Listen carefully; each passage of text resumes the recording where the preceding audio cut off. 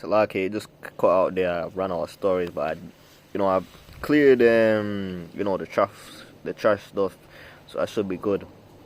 But anyway, yeah, these people hate us for telling them the truth, which is something very ironic because we're trying to give them a warning. We're trying to tell them what they need to do to get ready. We're trying to, we're giving them they're being given the message and they're rejecting it because they want to quote unquote. And I've heard this a lot. They want to enjoy life. How can listen?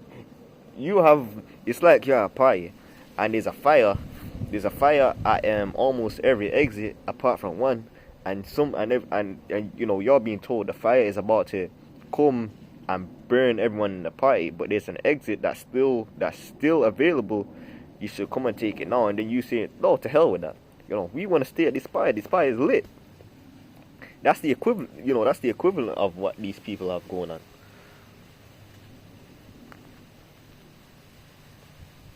But that's why it says in I believe it's in Galatians 4:16, have I become your enemy for telling you the truth? Because these people, it's like these people detest us for what we say, and it's we always it's always a point.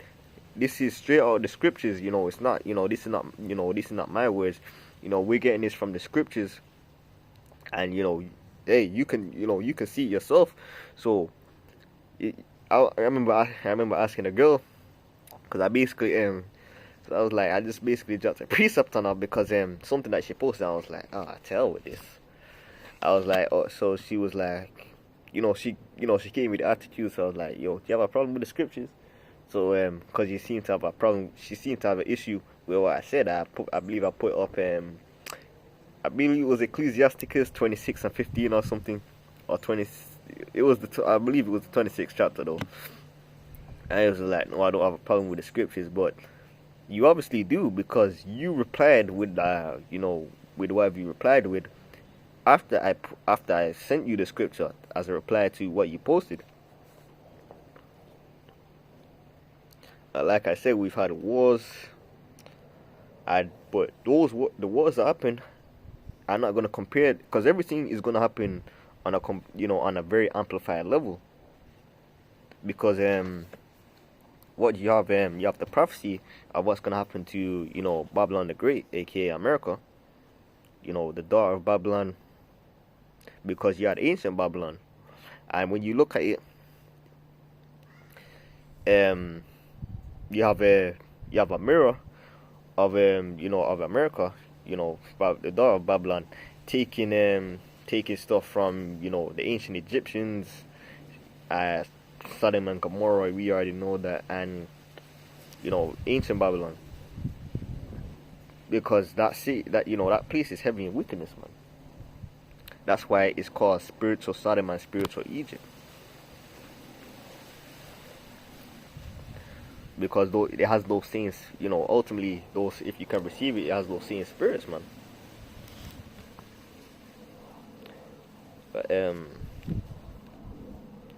But yeah, let's move on to let me see if I have any lined up. Because I actually stopped looking at my notes. I started going with the spirit, man. It says Hosea 13:16. Let me go there. Let me see. Bear with me.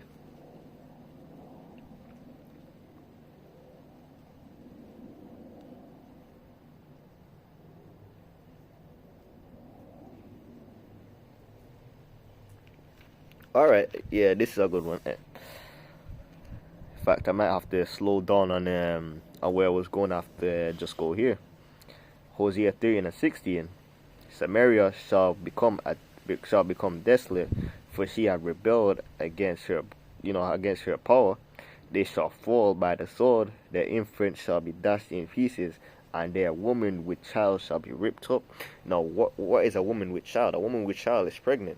So, you mean to, that's why you have to sit down and think about it.